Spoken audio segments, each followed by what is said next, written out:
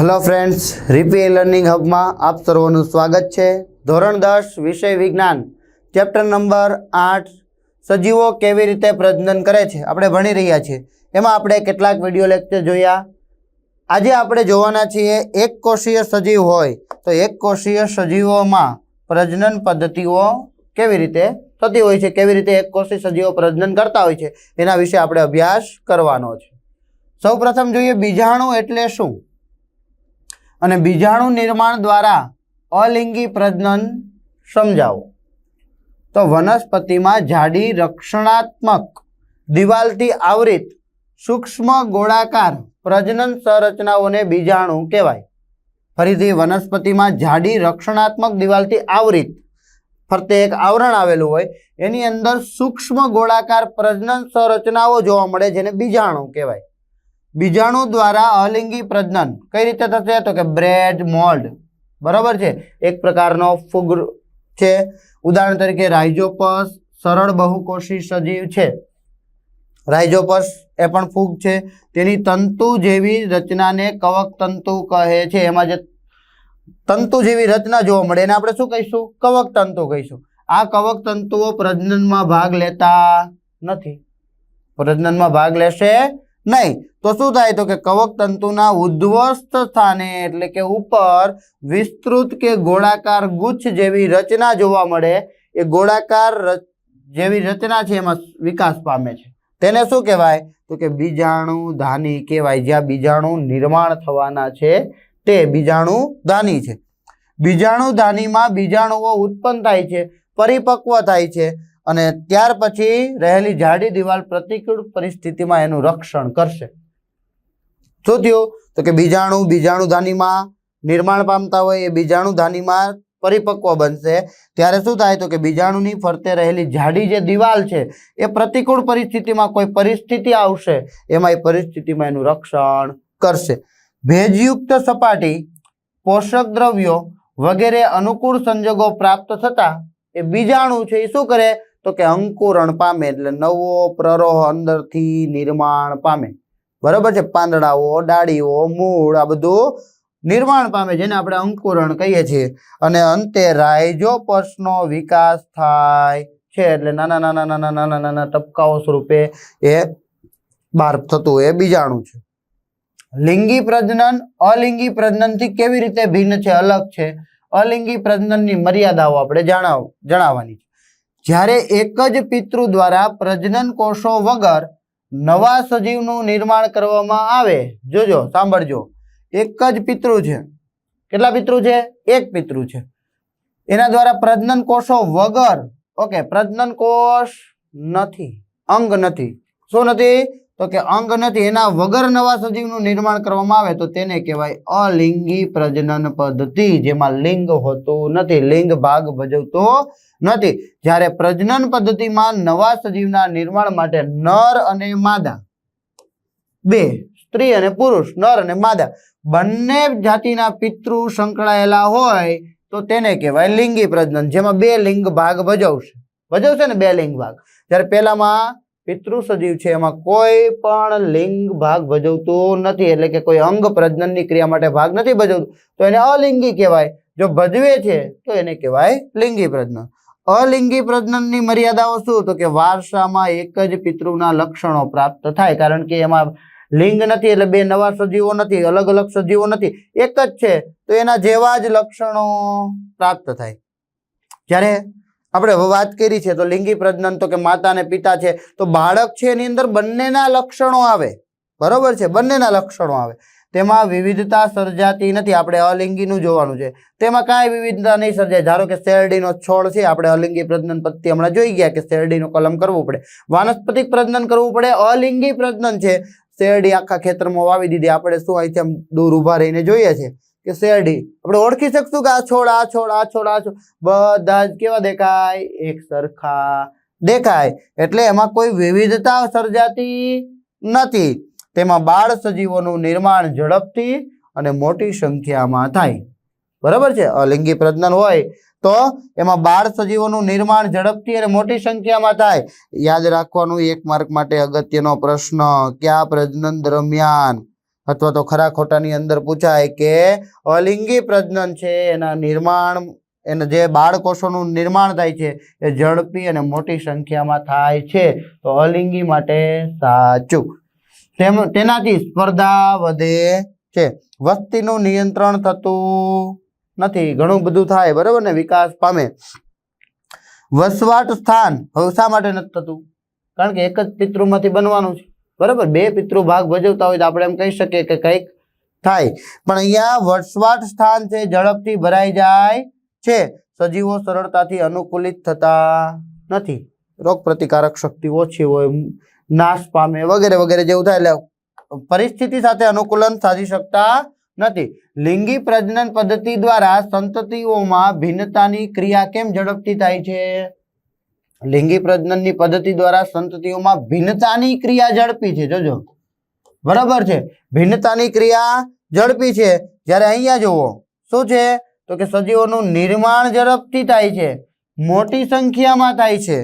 એ અલિંગીમાં, જ્યારે લિંગી પ્રજનન પદ્ધતિ છે તો ભિન્નતાની ક્રિયા ઝડપી થાય છે બરાબર ને. અલગ અલગ આવશે કારણ કે પિતૃઓ અલગ અલગ છે તો એનાથી નિર્માણ પામતો જે બાળકોષ છે, સજીવ છે, એ પહેલા કરતા કંઈક ને કંઈક ભિન્નતા ધરાવે છે. એક પિતૃકોષમાંથી બે બાળકોષોના નિર્માણમાં, એક પિતૃકોષ હોય એમાંથી બે બાળકોષોના નિર્માણમાં ડીએનએ પ્રતિકૃતિ તેમજ કોષીય સંરચનાઓનું સર્જન સંકળાયેલું છે.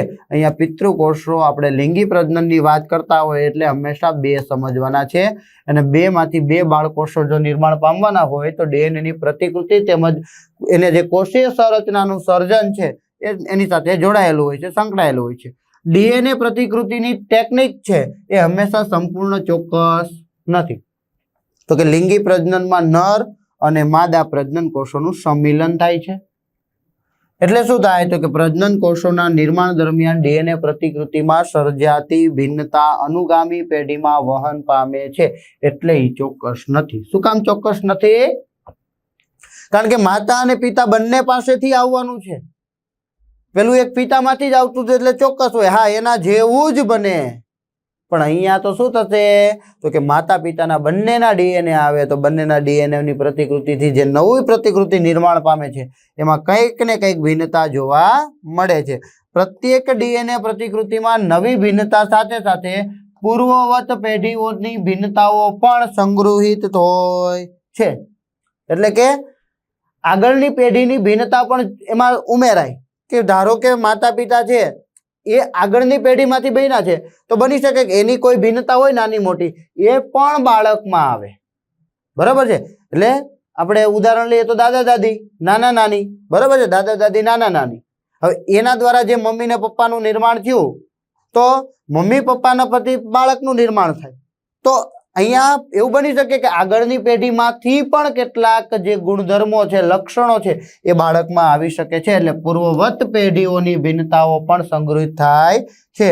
આમ વસ્તીના બે સજીવોમાં સંગ્રહિત ભિન્નતાઓની ભાત ભિન્ન હોય છે, બધા જુદા જુદા હોય છે.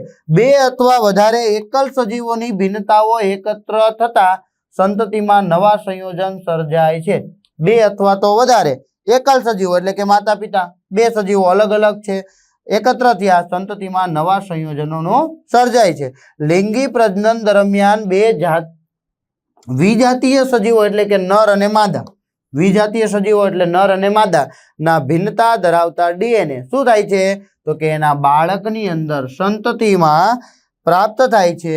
આથી સંતતિઓમાં ભિન્નતા સર્જનની ક્રિયા ઝડપી બને છે બરાબર. ભિન્નતાની ક્રિયા કેવી બને છે? ઝડપી બને છે. લિંગી પ્રજનન કરતા સજીવોમાં કેવી રીતે પેઢી દર પેઢી રંગસૂત્રોની સંખ્યા અને ડીએનએની માત્રા ચોક્કસ જાળવી રાખવામાં આવે છે? ડીએનએ છે એની અંદર રંગસૂત્ર છે, પેઢી દર પેઢી કઈ રીતે જળવાય છે તો કે કોઈ પણ સજીવ શરીર હોય એની અંદર 23 જોડ રંગસૂત્ર હોય. કેટલા હોય? 23 જોડ રંગસૂત્ર. માતા છે 23 જોડ, પિતા છે 23 જોડ, બાળક છે 23 જોડ આવે છે. તો કેટલા આવશે તો કે કઈ રીતે જળવાય આપણે જોઈએ તો એમાંથી 23 જોડ હોય ને એમાંથી 23 જ આવે. 23 જોડ એટલે 46 થયા, એમાંથી 23 આવે. 23 જોડ એટલે 46 થયા, એમાંથી 23 આવે, 23 23 એટલે અહીંયા 23 જોડ બની ને અહીંયા 46 જ બન્યા, 46 46 46. બરાબર છે. એ આપણે આગળ જોઈશું અર્ધીકરણની પ્રક્રિયા. તો કેવી રીતે જાળવે છે? તો લિંગી પ્રજનન કરતા સજીવોમાં દરેક નવી પેઢીમાં બંને પિતૃના DNA ની નકલો સંગ્રહિત થાય છે. તેથી દરેક નવી પેઢીમાં DNA ની માત્રા પિતૃ કરતા કેવી થવી જોઈએ? બમણી થવી જોઈએ. હમણાં કીધું એમ જો આપણે એમ ગણતા હોઈએ કે 23 જોડ 46 46 આગળ જાય કેટલા થાય? 45 દુ 90 ને 92 રંગસૂત્ર થઈ ગયા, એટલે કે 46 જોડ બની. 23 માતાના 23 પિતાના, માતા પિતા 23 46 જોડ. પણ એવું થતું નથી, એની સંખ્યા બમણી થવી જોઈએ પણ થાય નહીં. પરંતુ આવું થતું નથી કારણ કે લિંગી પ્રજનન કરતા સજીવોમાં પ્રજનન કોષોનું નિર્માણ કરતા કોષો જન્યુજનક કોષો અર્ધસૂત્રી ભાજન અથવા તો અર્ધીકરણ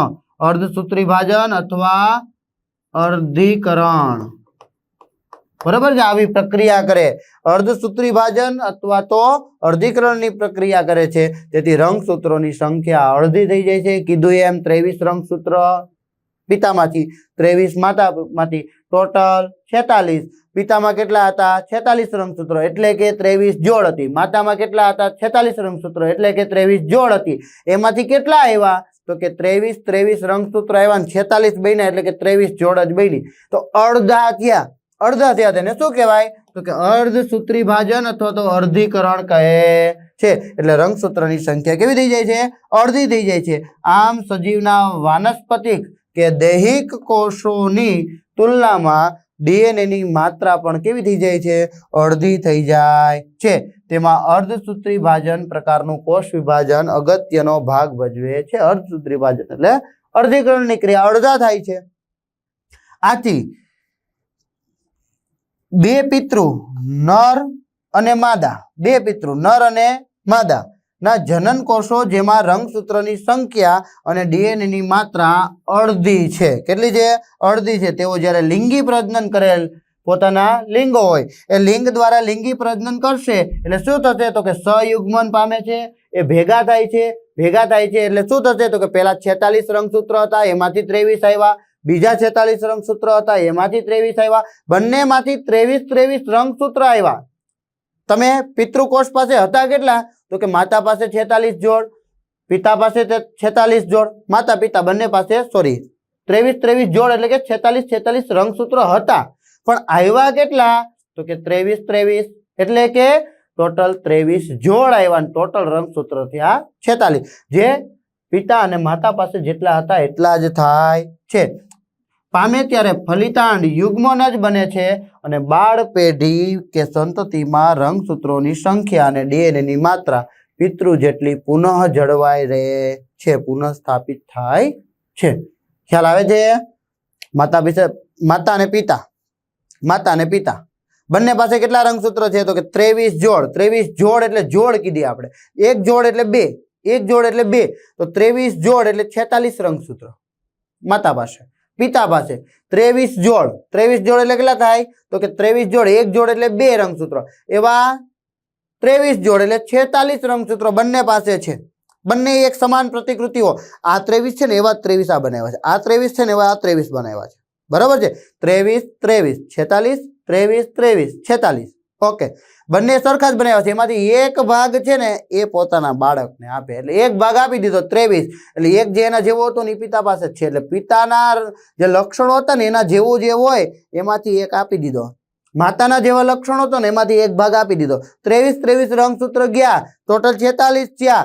પણ જોડું કેટલી બની? તો કે અહીંથી 23 લીધા, અહીંથી 23 લીધા, બે ભેગા થઈને ટોટલ 23 જોડ બનાવી. 23 જોડ એટલે 46 રંગસૂત્ર બને છે. એટલે એટલા ને એટલા રંગસૂત્ર જળવાઈ રહે છે. પ્રજનન કોષોના પ્રકાર અને લાક્ષણિકતાઓ જણાવો. તો આપણે જોઈએ કે પ્રજનન કોષોના પ્રકાર તો કે નરજન્યુ કોષ, માદાજન્યુ કોષ. બે પ્રકારના પ્રજનન કોષો, નરજન્યુ કોષ, માદાજન્યુ કોષ. લાક્ષણિકતાઓ શું છે? તો કે અત્યંત સરળ સંરચના વાળા સજીવોમાં બંને પ્રજનન કોષોના આકાર તેમજ કદમાં વિશેષ ભેદ હોતો નથી. ક્યારે? તો કે સરળ સંરચના હોય ત્યારે કોઈ ભેદ હોતો નથી, તેઓ કેવા હોય છે? સમાન આકારના હોય. બરાબર છે.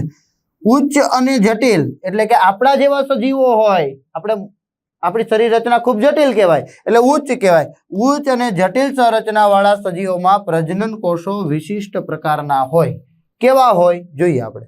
નરજન્યુ કોષ, માદાજન્યુ કોષ. તો નરજન્યુ કોષ છે તેઓ કદમાં કેવા છે? તો કે નાના છે. નરજન્યુ કોષ કદમાં કેવા છે? નાના છે. પાછા કેવા છે? પ્રચલનશીલ છે. એટલે કે પ્રજનનની ક્રિયા થાય ત્યારે શુક્રકોષો છે, નરજન્યુ કોષો છે, તે પ્રચલન પામે.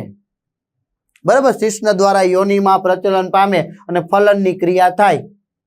એવી જ રીતે માદાજન્યુ કોષ કે કદમાં કેવા છે? તો કે નાના અને પ્રચલનશીલ હોતા નથી. હોય છે નહીં, નથી. કેવા છે? નથી. તો કેવા છે? તો કે કદમાં ખૂબ મોટા છે. કદમાં કેવા છે? મોટા છે. માદાજન્યુ કોષ કદમાં કેવો છે? મોટો છે. તે પ્રચલનશીલ હોય નહીં. જ્યારે નરજન્યુ કોષ છે તે નાના હોય, પ્રચલનશીલ હોય. માદાજન્યુ કોષ છે તે કદમાં કેવા હોય? તો કે મોટા હોય, પ્રચલનશીલ હોતા નથી. અહીંયા પ્રિન્ટિંગ મિસ્ટેક છે. બરાબર છે, ટાઈપિંગમાં થોડીક મિસ્ટેક રહી ગઈ છે. તો માદાજન્યુ કોષ કેવા હોય? કદમાં મોટા હોય, પ્રચલનશીલ હોતા નથી. માદાજન્યુ કોષ તરીકે કોણ હોય? તો કે અંડકોષ હોય. કોણ હોય? અંડકોષ હોય. જ્યારે નરજન્યુ કોષ તરીકે કોણ હોય? શુક્રકોષો. હંમેશા પ્રજનનની ક્રિયા થાય, નર અને માદા વચ્ચે પ્રજનનની ક્રિયા થાય ત્યારે શુક્રકોષોનો સ્ત્રાવ થાય. એ કેવા છે? પ્રચલનશીલ છે. એટલે કે એક જગ્યાએથી બીજી જગ્યાએ જશે, શિશ્ન દ્વારા યોનિમાં એનો સ્ત્રાવ થાય એટલે શુક્રકોષો પ્રચલન કરીને ક્યાં પહોંચે છે? તો કે અંડકોષ સુધી પહોંચે છે. અંડકોષ છે એ મોટા કદનો છે, જ્યારે શુક્રકોષો છે તે નાના કદના છે. એટલે આ અહીંથી અહીંયા પહોંચે છે. તો આવો ફેરફાર થાય શેમાં? તો કે ઉચ્ચ અને જટિલ જે સંરચના હોય ને એમાં આવું થાય, પણ જ્યારે સરળ સંરચના હશે એમાં એવું થતું નથી. હવે જોઈએ પુષ્પ એટલે શું. પુષ્પના પ્રજનન ભાગો અને તેના આધારે પુષ્પના પ્રકાર સમજાવો. તો એક અહીંયા પુષ્પ આપેલું છે. સપુષ્પી વનસ્પતિઓ મુખ્યત્વે આવૃત બીજધારીઓના લિંગી પ્રજનન અંગને પુષ્પ કહે છે. આવૃત બીજધારી એટલે કે બીજની ફરતે આવરણ આવેલું હોય તો એને આવૃત બીજધારી કહેવાય. બીજની ફરતે આવરણ ન આવેલું હોય તો એને અનાવૃત બીજધારી વનસ્પતિ કહેવાય અને એનું જે લિંગી પ્રજનન અંગને પુષ્પ કહે છે. અહીંયા આપણી પાસે જે પુષ્પ છે આ એક અંડાશય છે જે સ્થાયી હોય, સ્થિર હોય. હમણાં આપણે જોઈ ગયા, ફરી વખત જોઈએ. આ કેવું હોય? તો કે પ્રચલનશીલ ન હોય એટલે કેવું હોય? સ્થાયી હોય. કેવું હોય? સ્થાયી હોય અને મોટા કદનું હોય. બરાબર છે? ઓકે, તો આ છે તે અંડાશય છે જેની અંદર અંડકોષ હશે. પરાગવાહિની જેમાંથી પરાગરજ વહન પામવાનું છે. પરાગાસન જેના પર પરાગરજ આવવાની છે તે એનું આસન ધારણ કરવાનું છે. પરાગાશય જ્યાં પરાગરજ ઉત્પન્ન થાય છે તે. દલપત્ર છે એટલે કે આ પાંખડીનો ભાગ છે. વજ્રપત્ર છે એટલે આ જે ભાગ છે તે વજ્રપત્ર છે. તો કે આ પુષ્પના કેટલાક ભાગો છે, યાદ રાખવાનું છે. આઈએમપી પ્રશ્ન છે. પુષ્પમાં લિંગી પ્રજનન વિશે આપણે સમજાવવાનું હોય ત્યારે પુષ્પની આકૃતિ પણ દોરવી પડે અને એને વિશે લખવું પણ પડે. 3 અથવા તો 4 માર્ક્સની અંદર પ્રશ્ન પૂછાઈ શકે છે. ખાસ ધ્યાન રાખવાનું છે આપણે. તો આગળ વધીએ તો પુષ્પના ભાગો ક્યાં ક્યાં? તો કે વજ્રપત્ર છે, દલપત્ર છે. જો યાદ રાખવાનું, વજ્રપત્ર નીચે આવેલું છે. બરાબર, આ આખું છે એ વજ્રપત્ર છે.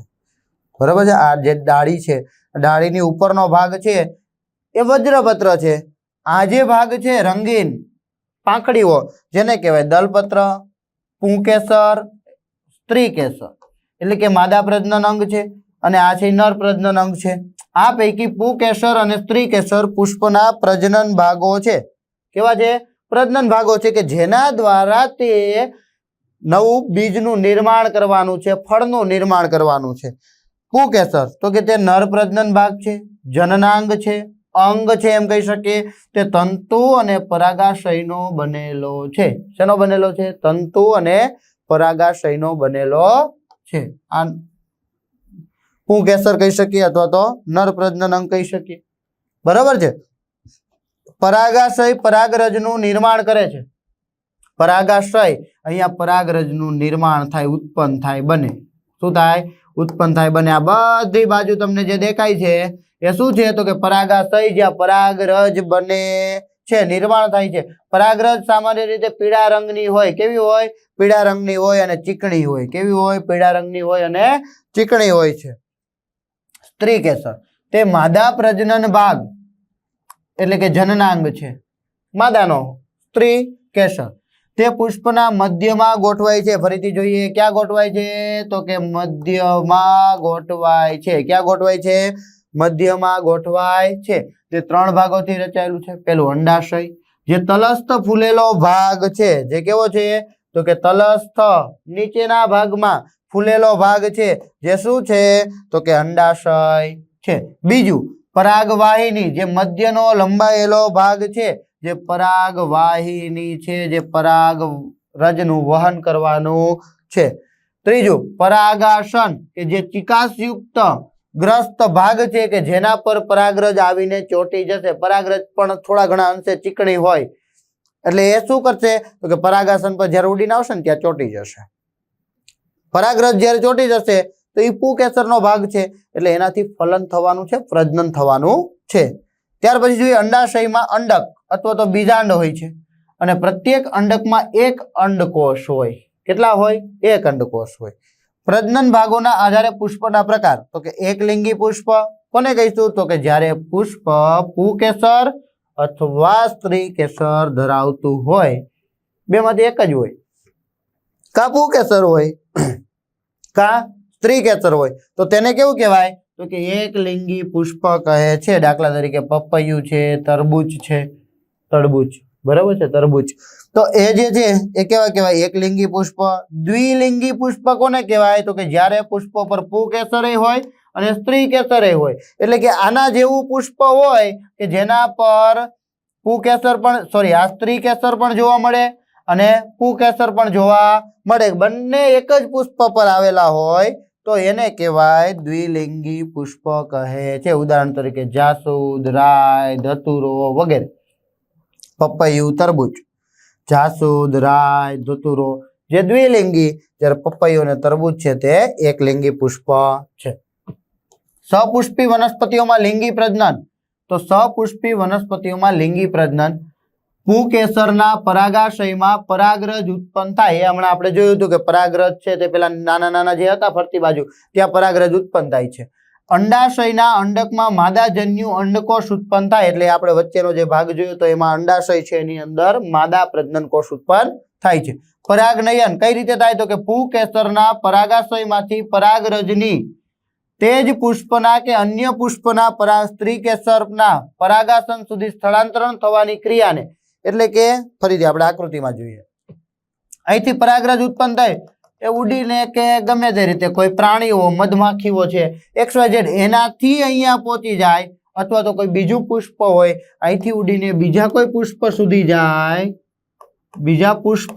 જાય તો એને શું કહેવાય? તો કે આખી ક્રિયાને સંયુક્ત રીતે પરાગનયન કહે છે। ફરીથી પુકેસરના પરાગાશયમાંથી પરાગરજ ઉત્પન્ન થાય અને એ તેજ પુષ્પના કે અન્ય પુષ્પના સ્ત્રી કેસર સુધી જાય, સ્ત્રી કેસરના પરાગાસન સુધી જાય તો તે સ્થળાંતર થવાની ક્રિયાને શું કહેવાય? પરાગનયન કહે છે। પરાગનયન, સ્વપરાગનયન, પરપરાગનયન। નામ જ જુઓ સ્વ તો સિમ્પલ છે કે પરાગરજનું સ્થળાંતર એક જ પુષ્પમાં થાય એટલે કે પુકેસરથી સ્ત્રી કેસર ઉપર। હવે પરપરાગનયન તો ફરીથી પરાગરજનું સ્થળાંતરણ એક પુષ્પથી બીજા પુષ્પ સુધી જાય। એક સ્ત્રી માદા પુષ્પ હોય ને એક નર પુષ્પ હોય, એક પરથી બીજા પર જાય તો એને કહેવાય પરપરાગનયન। પરપરાગનયનમાં કોણ જવાબદાર બને? તો કે એક પુષ્પથી બીજા પુષ્પ સુધી લઈ જાય કોણ? તો કે પવન લઈ જાય। પાણીની અંદર, નદીની અંદર હોય તો પાણી લઈ જાય। આ ઉપરાંત કેટલીક મધમાખીઓ વગેરે જેવા પ્રાણીઓ હોય, જે પતંગિયા હોય, જે પુષ્પો પ્રત્યે આકર્ષાઈને ત્યાં બેસે, પરાગરજ એના પગમાં ચોટે, બીજા પુષ્પ ઉપર બેસે, ત્યાં પરાગરજને મૂકી દે પરાગાસન ઉપર અને ચોટી જાય ને ત્યાં એનું ફલન થાય તો પરાગવાહકો ભાગ લે છે। ફલન કેવી રીતે થાય? તો કે પરાગરજ પરાગાસન પર સ્થાપિત થાય છે। પરાગરજ પર સ્થાપિત થાય છે. પરાગરજ પરાગાસન પર સ્થાપિત થાય છે. પરાગરજ અંકુરણ પામી પરાગ નલિકાનું નિર્માણ કરે. જો અહીંયા પરાગરજ સ્થાપન થઈ, અહીંથી આ નલિકાનું નિર્માણ કર્યું અહીંયા સુધી, આને કહેવાય પરાગ નલિકા. એનું નિર્માણ કરે છે. હવે શું થશે તો કે તમે અહીં જોઈ શકો છો પરાગરજનું વહન થાય છે, નીચે તરફ જાય છે, નિર્માણ કરે છે. પરાગ નલિકા પરાગ વાહિનીમાં લંબાઈને અંડક સુધી પહોંચે છે. એટલે કે આ જે આખો અંડકનો ભાગ છે ત્યાં સુધી પહોંચે છે. પરાગરજ દ્વારા ઉત્પન્ન થતો નરજન્યુ કે પૂજન્યુ પરાગ નલિકામાં પસાર થઈ અંડકમાં હાજર રહેલ માદાજન્યુ એટલે કે અંડકોષ સાથે જોડાય છે. જન્યુકોષોના આ જોડાણને ફલન કહે છે. એટલે કે અહીંથી પરાગરજ એક નલિકાનો વિકાસ થયો, નલિકા અહીંયા સુધી આવી, એ નલિકામાં પરાગરજનું વહન થયું, એ અહીંયા પહોંચી અને ફલનની ક્રિયા થાય એમ કહેવાય છે. ત્યાં એ મળે છે, અંડકોષને મળે છે, એને ફલનની ક્રિયા કહેવાય. ફલનની પ્રક્રિયાને પરિણામે ફલિતાંડ યુગ્મનજ એટલે કે આજે હવે જે નિર્માણ પામ્યું બંનેનું ફલન થઈ ગયું ને ફલિતાંડ કહેવાય, યુગ્મનજ કહેવાય. કારણ કે ત્યાં બે કોષો સ્ત્રી કેસર અને પુંકેસર બંને ભેગા થયા, બે ભેગા થયા તેને કહેવાય યુગ્મ જોડ, તો યુગ્મનજ અથવા એને કહેવાય ફલિતાંડ. યુગ્મ જોડ અથવા તો એને કહેવાય ફલિતાંડ. બરાબર છે. શેના આધારે નામ પડ્યું તો કે સ્ત્રી કેસર તો ત્યાં હતું જ, માદા કોષ ત્યાં હતો જ, પ્રજનન કોષ. શું થયું તો કે પરાગરજ પણ આવી, પુંકેસર પરથી પુંજન્યુ કોષ પણ અહીંયા આવ્યો, બંને ભેગા થયા, ફલનની ક્રિયા થઈ અને શેનું નિર્માણ કર્યું તો કે યુગ્મનજ અથવા તો ફલિતાંડનું નિર્માણ કરે છે. ફલિતાંડ નવા છોડમાં વિકાસ પામવાની ક્ષમતા ધરાવે છે. ફલિતાંડ નવા કોષમાં એટલે કે નવો છોડ બનાવશે, કોષ વિભાજન પામશે અને નવો છોડ બનવાની ક્ષમતા ધરાવતા હોય છે. ફલન પછીની ઘટનાઓ શું છે તો કે ફલન પછી અંડકમાં યુગ્મનજ અનેક વિભાજન પામી ભ્રૂણનું નિર્માણ કરે. બે ભેગા થઈ ગયા, ફલનની ક્રિયા થઈ ગઈ. અંડકમાં યુગ્મનજ એટલે કે પેલા જે પુંકેસર અને સ્ત્રી કેસરમાંથી જે માદાજન્યુ કોષ અને નરજન્યુ કોષ ભેગા થયા હતા એ અનેક વિભાજન પામીને ભ્રૂણનું નિર્માણ કરે છે. અંડકની ફરતે સખત આવરણ વિકાસ પામે છે અને અંડક ક્રમશઃ બીજમાં પરિવર્તિત થાય છે અને બીજનું નિર્માણ પામ્યું. કોણ? અંડક. શેમાં નિર્માણ પામ્યું? બીજમાં નિર્માણ પામે છે. યાદ રાખજો, એક માર્ક માટે ખૂબ જ અગત્યનો પ્રશ્ન. યુગ્મનજ વિકાસ પામે છે. શેમાં નિર્માણ પામે છે? ભ્રૂણમાં. યુગ્મનજનું ભ્રૂણમાં, અંડકનું બીજમાં પરિવર્તિત થાય છે. એક માર્ક માટે ખૂબ અગત્યના પ્રશ્નો જ્યારે એક્ઝામમાં પૂછાય ત્યારે આપણે આમાં લોચા મારતા હોઈએ છીએ, ભૂલી જતા હોઈએ છીએ, મિક્સ થઈ જતું હોય છે. યુગ્મનજનું કોષ વિભાજન થાય. શેમાં નિર્માણ પામ્યું? ભ્રૂણનું. અંડકમાંથી શું નિર્માણ પામ્યું? બીજ. અંડકમાંથી બીજ, યુગ્મનજમાંથી ભ્રૂણ. બરાબર છે. બીજમાં ભાવિ વનસ્પતિ અથવા ભ્રૂણ હોય છે. તે અનુકૂળ પરિસ્થિતિમાં નવા છોડ તરીકે વિકાસ પામે છે. આ ક્રિયાને બીજ અંકુરણ કહે છે. એટલે કે અંકુરણ થયું. બરાબર. અંડાશય ઝડપથી વૃદ્ધિ પામે છે અને પરિપક્વ થાય. જો અંડાશય શેમાં રૂપાંતર પામ્યું? ત્રીજો પ્રશ્ન એક માર્ક માટે, ફળમાં રૂપાંતરિત થાય છે. ફરીથી યુગ્મનજ તો કે ભ્રૂણમાં, અંડક બીજમાં, ત્રીજું અંડાશય ફળમાં રૂપાંતર થાય છે. આવા પ્રશ્નો જ્યારે થિયરીની અંદરથી પૂછાય, આવા કેટલા બધા છે, આપણને થોડુંક યાદ કરવામાં થોડીક ભૂલ થઈ જાય, કંઈક નાની મોટી મિસ્ટેક થઈ જાય ને આપણે ખોટો જવાબ ટીક કરી દેતા હોઈએ. એટલા માટે આ યાદ રાખવું, અંડાશય ઝડપથી વૃદ્ધિ પામી શેમાં રૂપાંતર પામે છે? ફળમાં રૂપાંતર પામે છે. બીજના વિવિધ ભાગોનું અવલોકન કરી. અહીંયા આપણી પાસે બે બીજપત્ર છે. બીજપત્ર પેક છે અને ખોયલું. ક્યારે ખોયલું તો કે એનું અંકુરણ થયું ત્યારે. તો વચ્ચેના ભાગમાં આપણને કંઈક આવી રચના જોવા મળે છે. વચ્ચેના ભાગમાં આપણને કંઈક આવી રચના જોવા મળે. જુઓ, એમાં તમે એમાં જોશો તો તમને જો અહીંયા બાજુમાં દર્શાવેલી છે પ્રાંકુર એટલે કે ભાવિ પ્રરો એટલે કે જેમાંથી પર્ણો વિકાસ પામવાના છે, ડાળી વિકાસ પામવી છે તે. અને નીચેના ભાગમાં તમને મૂળ જોવા મળે, ભ્રૂણ મૂળ, કે જેનું ભાવિ મૂળ વિકાસ પામવાનું છે. અને એને તમે જમીનની અંદર સામાન્ય માટી નાખી દો, પાણી નાખી દો એટલે વિકાસ પામીને એક જે ભાગ છે એમાંથી ઉપરની ડાળી બને અને નીચેનો ભાગ છે જેનાથી મૂળ બનતું હોય છે. પદાર્થો તો કે ચણાનું બીજ લેવાનું છે, જો એને ખોલેલું છે. ચણાનો બીજ લીધેલો, ઉપર ચણો દર્શાવેલો છે, પાણી, ભીનું કપડું વગેરે. પદ્ધતિ: ચણાના બીજમાં શું કરવાનું તો કે આખા ચણા લેવાના, પાણીમાં પલાળવાના છે અને 1 દિવસ માટે મૂકી રાખો પાણીમાં. બીજા દિવસે વધારાનું પાણી દૂર કરી દો, ખાલી ચણા જ લઈ લો. પલાળેલા બીજને ભીના કપડાથી ઢાંકી 1 દિવસ માટે મૂકી દો. એને ઢાંકી દેવાના ને 1 દિવસ માટે મૂકી દેવાનું છે. ધ્યાન રાખો કે બીજ તેમજ કપડું સુકાઈ ન જાય, ભીનું રહેવું જોઈએ, તો જ એમાંથી આ પ્રાંકુરણ થશે. આ જે ડાળી છે, મૂળ છે, પ્રકાંડ છે, પ્રરો છે, બરાબર છે, આપણે એવું કહી શકીએ. તો એ બહાર ક્યારે નીકળશે તો કે જો એ ભેજવાળા વાતાવરણમાં હશે તો બહાર નીકળશે. બીજને કાળજીપૂર્વક ખોલો. ધીમે 1 થી 2 ભાગ છે, ચણો છે એટલે 2 ભાગને કાળજીપૂર્વક ખોલવાના છે. તેના વિવિધ ભાગોનું અવલોકન કરો તો આપણને કંઈક આવું દેખાય છે. ભ્રૂણ એ ભાવિ વનસ્પતિ છે, બરાબર છે. ભ્રૂણ છે એ ભાવિ વનસ્પતિ છે, એમાંથી ચણાનો છોડ ઉગશે, ઘણા બધા ચણાનું નિર્માણ કરશે. તો તે તરોણ રોપામાં વિકાસ પામે છે. ભ્રૂણમાં ભ્રૂણમૂળ, પ્રાંકુર એટલે કે ભ્રૂણાગ્ર એટલે કે આગળ ટોચનો ભાગ અને બીજપત્રો જોવા મળે છે. નાના નાના નાના બીજના પત્રો હોય એ જોવા મળે છે. ચણાના બીજમાં બીજપત્રો ખોરાકનો સંગ્રહ કરે છે.